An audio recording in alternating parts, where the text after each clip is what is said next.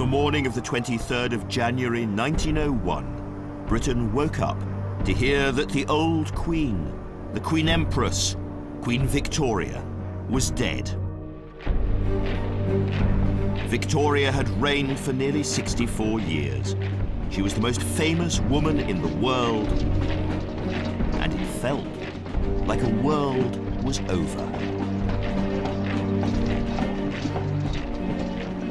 Victoria died in bed, surrounded by her family.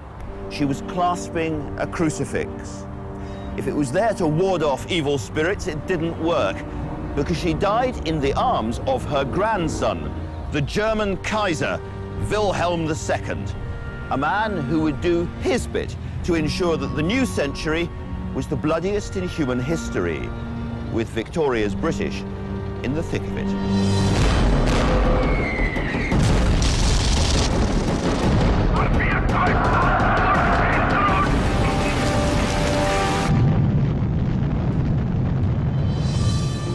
From the death of Queen Victoria to the end of the Second World War is a paltry space of time, just 44 years. And yet, during it, this country was shaken from top to toe. The empire tottered. Women won the vote. Democracy came of age. And we fought 2 apocalyptic world wars to defend it.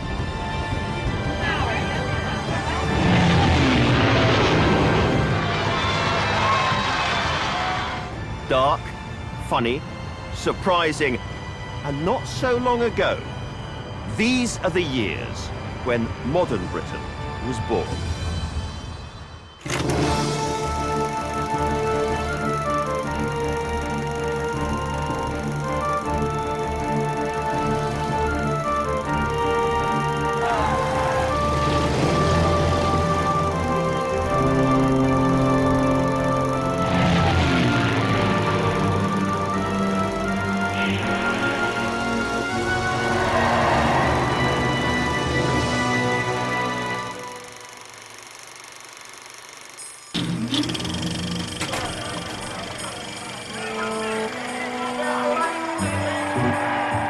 These people were our grandparents and great-grandparents.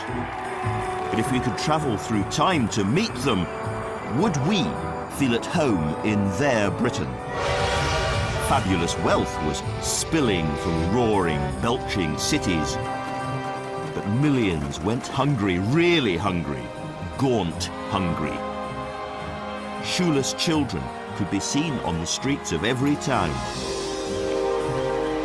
We weren't a democracy. Only a quarter of the adult population had the right to vote, all of them men.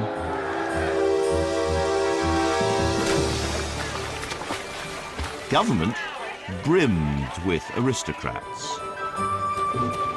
The Tory Prime Minister, Lord Salisbury, was a very clever but darkly pessimistic reactionary who privately referred to voters as vermin. Like Queen Victoria, he was, above all, a figure of empire. Britain still ruled a quarter of the world's people, after all. But for how long?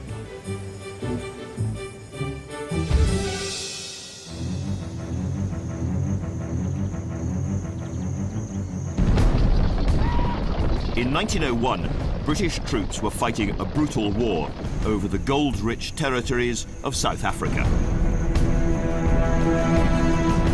The Boer War was fought between the largest empire in the history of the world and a small force of untrained Dutch farmers, or Boers. The British Army arrived here, supremely convinced they were going to give the Boers a damned good thrashing. They were dressed in their latest cunning uniform, coloured dust, or to use the Indian word, khaki. They had their sabres and their lances and rather old-fashioned rifles. The Boers, on the other hand, had the latest German rifles.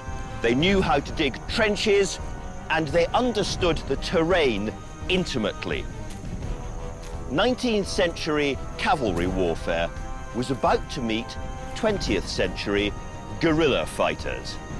And somebody was about to get a thrashing. Running the show was Joseph Chamberlain, the man bestriding British politics, a master rabble-rouser, and the most fervent imperialist in the high noon of empire. Chamberlain had built his political power base in Birmingham as a radical liberal before moving sharply to the right. He'd split his own party and joined the Tories. Joe Chamberlain was a self-made man. He'd made his millions manufacturing screws in Birmingham, but he was also self-made for the new media age, with his swish velvet coat, a white orchid in the lapel, and his monocle. It's famous in its day as Margaret Thatcher's handbag or Winston Churchill's cigar. Chamberlain believed that the new century could be British, with the empire expanding and dominating the whole world. In 1901, for most British people, this seemed perfectly possible, and they looked to Joe to lead them. Chamberlain was a political whirlwind. In Churchill's phrase, the man who made the weather. And now he was conjuring up a storm meant to expand empire abroad and overturn the old politics at home. The Boer War was known as Joe's War. Chamberlain was confident of victory. But the Boers were outmanoeuvring the British, ambushing the army and then disappearing into the hills. The conflict was turning into Imperial Britain's very own Vietnam. Joe called for drastic measures, and Commander-in-Chief Lord Kitchener was the man to take them.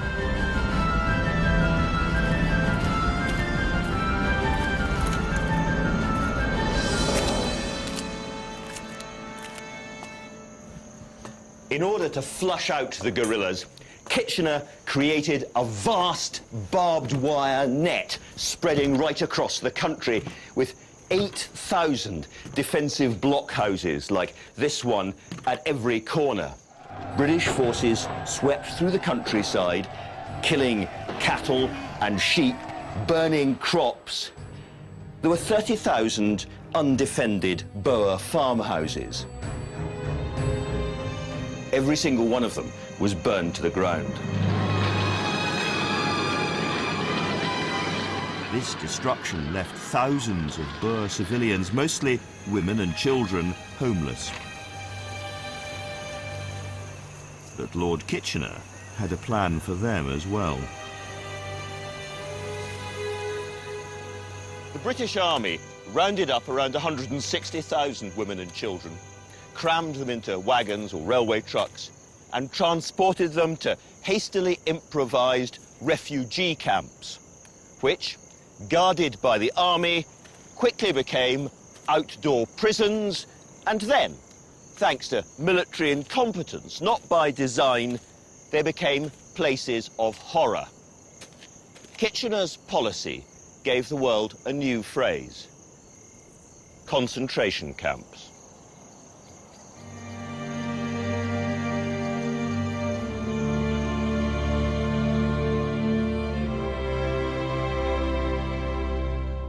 In December 1900, a young Cornish woman called Emily Hobhouse came to South Africa to deliver food and clothing to the camps.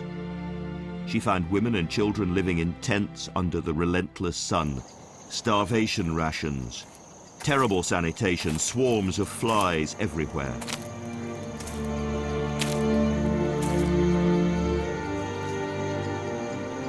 Stepping into one tent, Hobhouse came across an 8-year-old girl called Lizzie Van Zyl.